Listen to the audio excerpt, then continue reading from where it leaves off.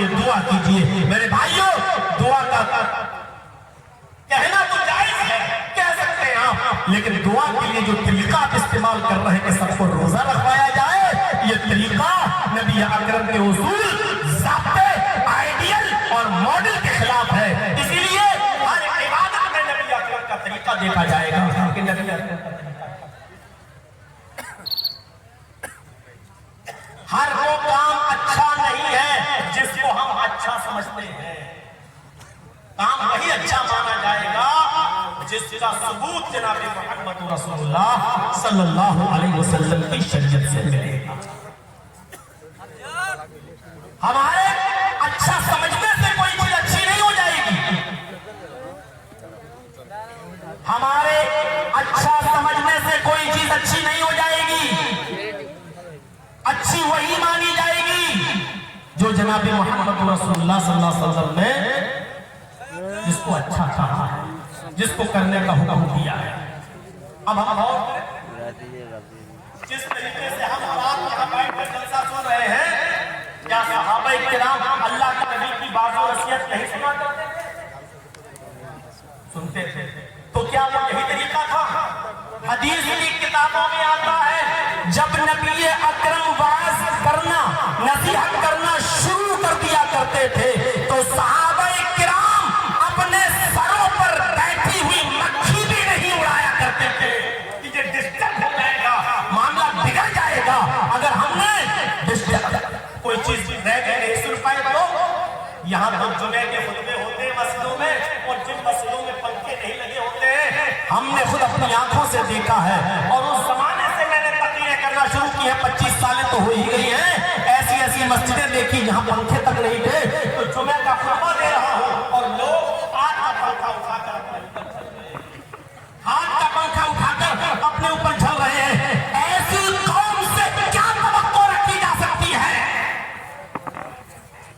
ابھی شعر سن رہے تھے آپ, ابھی اشعار سن رہے تھے آپ, کتنے دور سے بلایا تھا آپ نے, فلسطین کے اوپر بھی آپ نے نظم سنی ہے.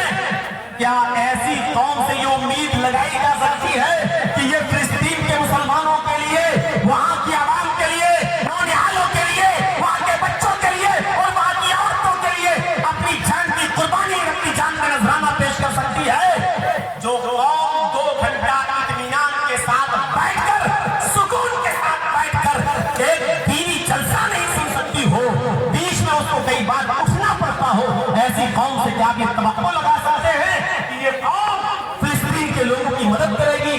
اچھی آواز میں تقریر سن لینا اور اچھی آواز میں مشاعرہ سن لینا یہ ایک الگ چیز ہوتی ہے, لیکن ہمدردی کے طور پر میرے بھائیوں کسی کو یاد کرنا اور ہمدردی کے طور پر اس کی مدد کرنا یہ ایک الگ چیز ہوتی ہے. تو ہمارے کتنا اور وہ بھی جلسوں میں, اور ہماری تقریر میں جب یہ حال ہو تو بیچارے اور دوسرے ملکوں میں کیسے ہوتا ہوگا؟ تصور کریں, بھیا بیٹھ جاؤ یا اٹھ کے چلے جاؤ, مجھے معلوم ہے کہ کتے کی تم پیڑی رہتی ہے اس کی نہیں ہو سکتی چاہے 100 سال نل کے پائپ میں رکھو, وہ ہم کتنا بھی چیخیں گے وہ آپ وہی کرو گے جو کرتے آ رہے ہیں. 25 سال سے نہیں سدھری قوم کو اب کیا سدھرے گی؟ ٹھیک ہے جانا تو جاؤ, شوگر کے مریض ہوں, پیشاب زیادہ لگ رہا تو جائیے. تو میرے بھائیوں سنیے, لقد کان لکم فی رسول اللہ اسوۃ حسنہ, ہر چیز میں نبی کا اسوہ دیکھا جائے گا. آپ دعا کے لیے کہہ رہے ہیں ٹھیک, لیکن دعا کے لیے اللہ کے نبی نے کبھی روزے کا حکم نہیں دیا کہ روزہ رکھ کر دعا کرو. وہ الگ بات ہے, بہت سی جنگیں رمضان کے مہینے میں ہوئی, صحابہ کرام نے اس لیے روزہ رکھا کیونکہ رمضان کا مہینہ تھا, روزہ فرض تھا, وہ فرض روزہ بھی رکھتے تھے اور جہاد بھی کرتے تھے, وہ ایک الگ مسئلہ ہے. لیکن جب رمضان کا مہینہ نہ ہو تو ایسی صورت میں آپ کسی قوم کے لیے دعا کرنا چاہیں تو اس کے لیے اسپیشل روزہ رکھنا یہ جائز نہیں ہے. اس کے جواز کی دلیل آپ کو قرآن و حدیث سے دینا پڑے گی. جو آپ نہیں ہے اچھا کام وہ نہیں ہے جو آپ بتا رہے ہیں, اچھا کام وہ ہے جو جناب محمد رسول اللہ صلی اللہ علیہ وسلم بتائیں, اس کو اچھا مانا جائے گا. نماز کا مسئلہ ہو, روزے کا مسئلہ ہو, کوئی بھی مسئلہ ہو, ہر چیز میں ہمیں اللہ اور اس کے رسول کو دیکھنا پڑے گا. ہمیں یہ دیکھنا پڑے گا کہ शरीयत क्या कहती है, हमें ये देखना पड़ेगा कि शरीयत क्या कहती है। मैंने हरिद्वारी के जलसे में वाकया सुनाया था, देखिए लोग कितना डरते थे। बुखारी के अंदर एक वाकया आया है, हजरत उमर फारूक और हजरत अम्मार इब्न यासिर दोनों एक सफर में है। चाचा बैठ जाओ, चाची सो गई होगी, किसी काम की नहीं है।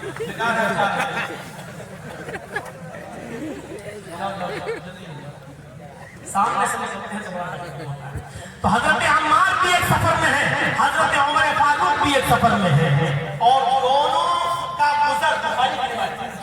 गुजर एक जंगल से हो रहा है। सफर जंगल से गुजरे, सहरा से गुजरे, दोनों ने सोचा कि सुबह सफर करेंगे, अभी सो जाएंगे। उन्होंने अपनी अपनी चादरें बिछाई और दोनों सो गए। अब सुनिएगा, असल वाकया सुनाना चाहता हूँ, उस वाकये से मैं आपको जोड़ रहा हूँ। देखिए सहाबा किराम शरीयत के मामले में कितने मोहतात थे, कोई काम करे या न करे इस मामले में कितने मोहतात थे। आज तो छठ से मुफ्ती फतवा दे देता है कि रोजा रखो और दुआ करो। ये पढ़े लिखे मुफ्ती नहीं होते, ये मुफ्त में डिग्री मिलने वाले मुफ्ती, जिनको बैठे बिठाए डिग्री मिल गई, ये बेचारे वो मुफ्ती है जिनको मुफ्त में डिग्री मिली हुई है। जिनसे दलील मांगो तो बुरा काम, अरे अच्छा ही काम तो है, ये काम तो अच्छा ही तो है, बुरा काम थोड़ी है ये। हजरत उमर फारूक की सफर में, हजरत अम्मार की सफर में, दोनों सहरा से गुजर रहे हैं, सहरा पे सो जाते हैं। फजर की नमाज पढ़ने के लिए दोनों उठते हैं और दोनों के पास पानी नहीं है। फजर की नमाज पढ़ने के लिए दोनों सहाबी उठते हैं और दोनों को गुस्ल की जरूरत पड़ जाती है। समझ रहे हैं आप, इशारा काफी है, दोनों को गुस्ल की जरूरत पड़ जाती है, यानी दोनों ही जुम्बी हो जाते हैं। इंसान है, फितरत है, दोनों को एहतराम हो जाता है, दोनों को गुस्ल की जरूरत पड़ जाती है। अब देखिए गुस्ल के लिए पानी नहीं है, गुस्ल के लिए पानी नहीं है। हजरत अम्मार कहते हैं, आए उमर मुझे गुस्ल की जरूरत है। हजरत उमर कहते हैं, अम्मार मुझे भी तो गुस्ल की जरूरत पड़ गई, पानी दोनों के पास नहीं है।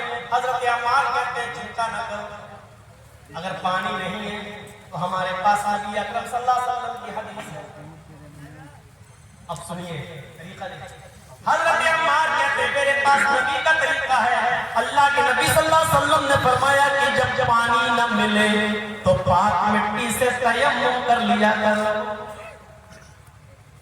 हजरत उमर कहते हैं, अय अम्मार ये हदीस तो मैंने भी सुनी, नबी का ये फरमान मैंने भी सुना, जब अल्लाह के नबी ने ये बात कही थी उस वक्त मैं भी उस मजलिस में मौजूद था, लेकिन बात वुजू की थी, गुस्ल की नहीं।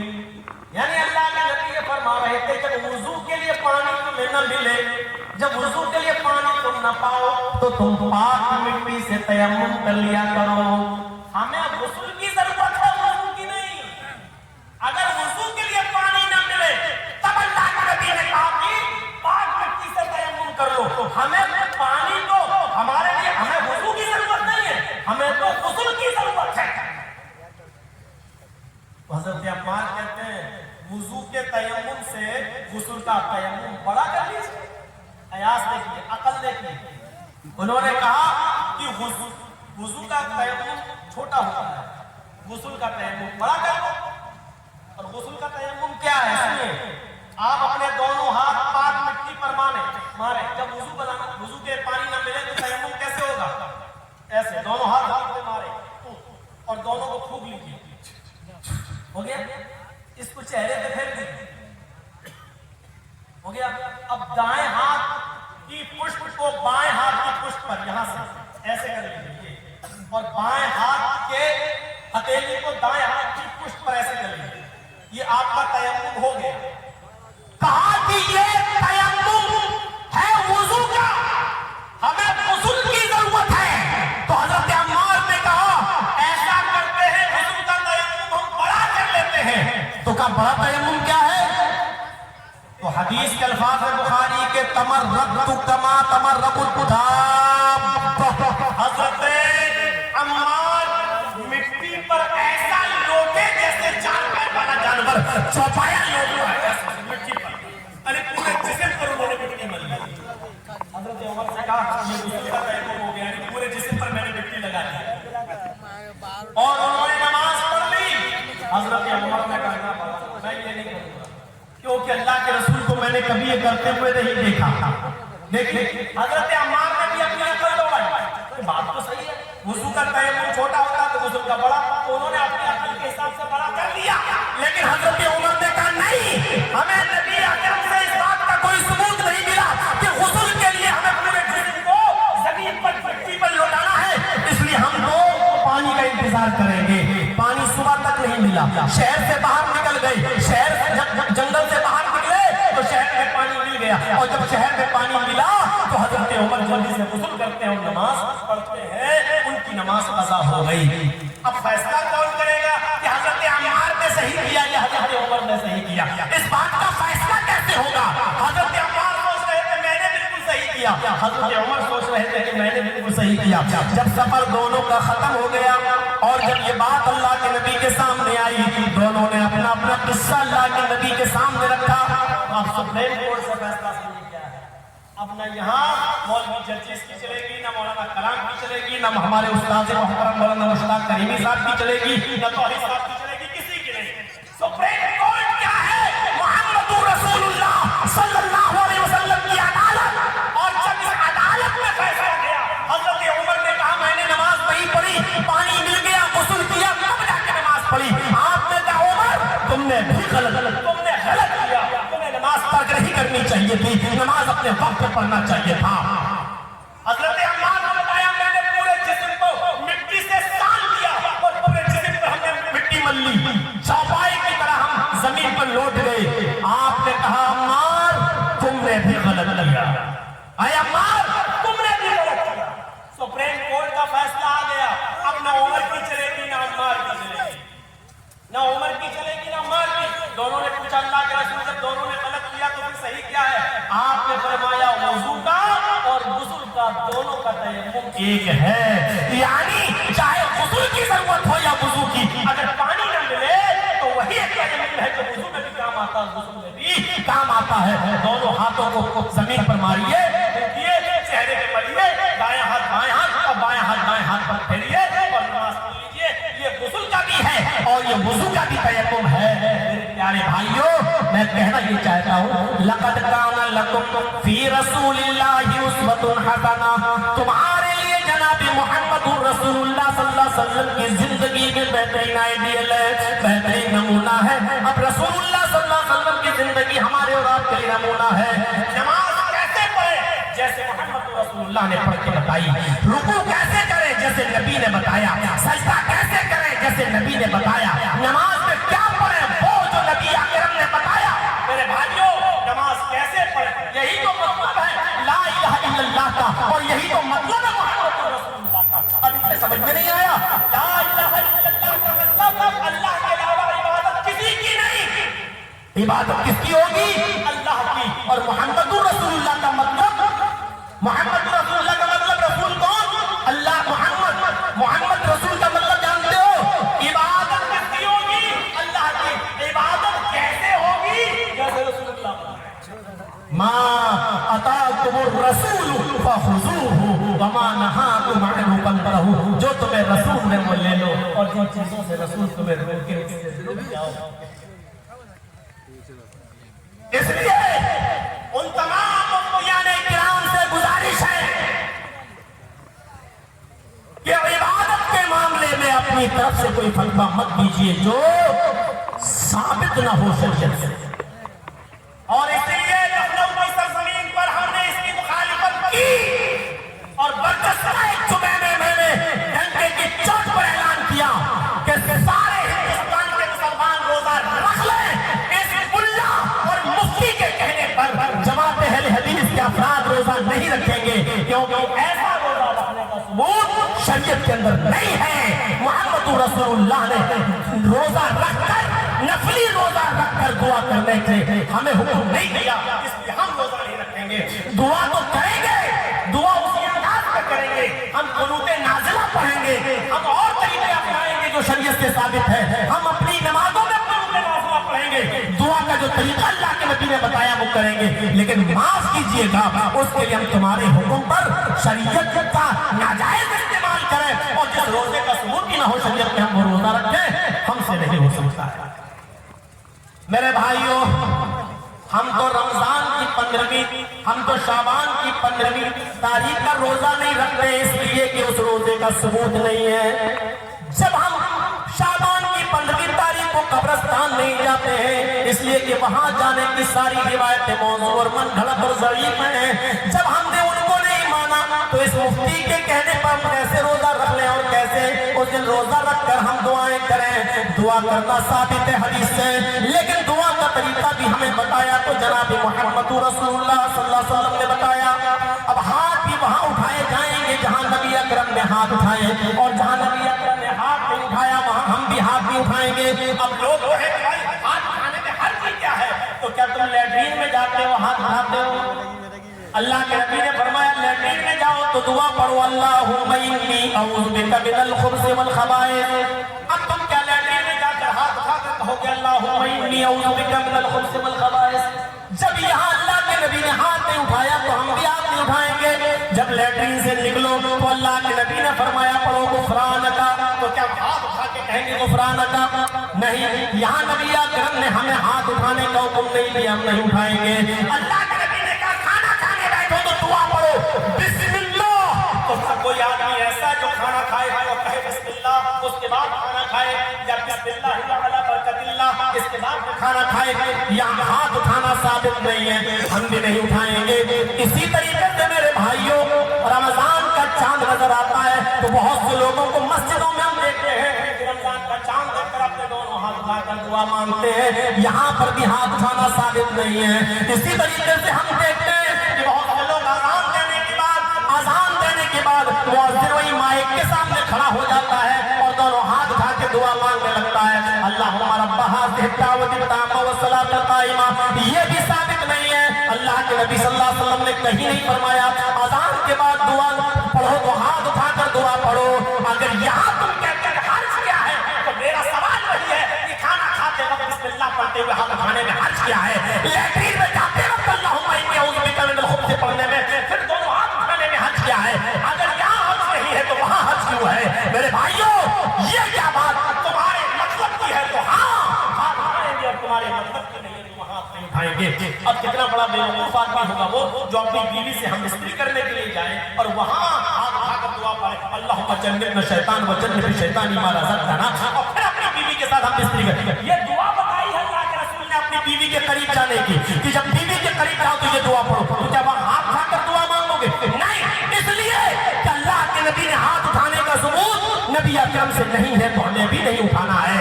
جہاں ہاتھ اٹھایا ہے وہاں ہم ہاتھ اٹھائیں گے، جیسے قرون کے نازلہ وغیرہ میں جب کسی قوم کو دعا دینی ہوئی تو آپ نے ہاتھ اٹھایا، ہم بھی اٹھائیں گے، اور جہاں ہاتھ اٹھانے کا حکم نہیں ہے وہاں ہم بھی اٹھائیں گے۔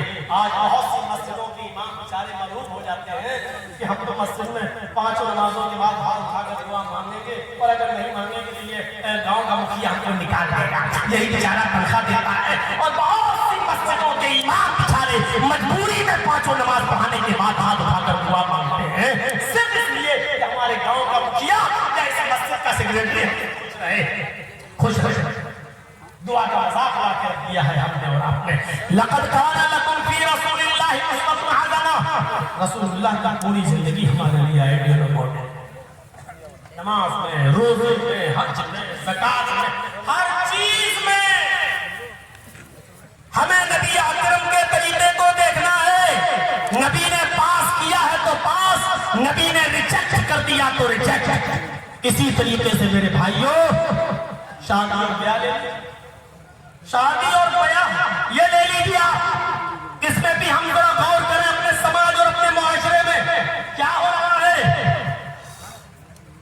تقریباً 25 سال کا زمانہ گزر چکا ہے آج کے کٹیہار، پورنیہ، ارریا، بہار کے اندر، جھارکھنڈ میں آتے آتے میرا، اور 25 سال کی اس لمبی زندگی میں میرے بھائیوں جہیز کے خلاف بھی بہت سی تقریریں ہم نے کی ہیں، لیکن آج 25 سال کے بعد ایک برائی ہم اپنے معاشرے سے دور نہیں کر پائے،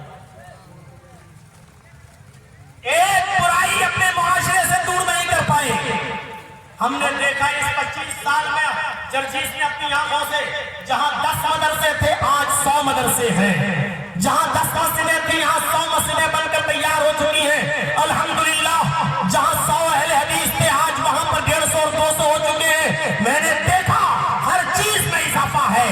लेकिन बुराइयों में हमने देखा है कि कोई कमी वाकई नहीं हुई है। लॉटरी नहीं, आज के ही मैच में देख लो कितने लोगों ने कितना सट्टा हारा है। एक एक बॉल पर जुआ, और इस मामले में बंगाल सबसे आगे है, और खास तौर पर वो कलिया चक्का इलाका, वो इलाका मेरे भाइयों जहां एक एक बॉल पर सट्टा लगता है, एक एक बॉल पर, इस बॉल पर छक्का लगेगा या नहीं, इस बॉल पर चौका लगेगा या नहीं, ये हमारी कौम किस तरफ जा रही है, कैसी बहक रही है। मेरे प्यारे साथियों, जरा तसव्वुर करें कि शादियां अल्लाह के नबी के जमाने में कैसे थी। आज ये नाक का मसला बना हुआ है कि लड़की मेरी है तो मैं क्यों पैगाम लेकर जाऊं लड़की का। हमारी बेटी खूबसूरत भी है, पढ़ी लिखी है, लड़के वाले पैगाम लेकर आए हैं, लड़के वाले नाक का मसला बनाए हैं। मेरा लड़का हैंडसम है, खूबसूरत है, माशाअल्लाह, बरसरे रोजगार है, सरकारी नौकरी मिल रही, मैं क्यों किसी लड़की की चौखट पर वो रिश्ता लेके जाऊं। जरूरत मत खुद आए। सवाल ये पैदा होता है कि लड़की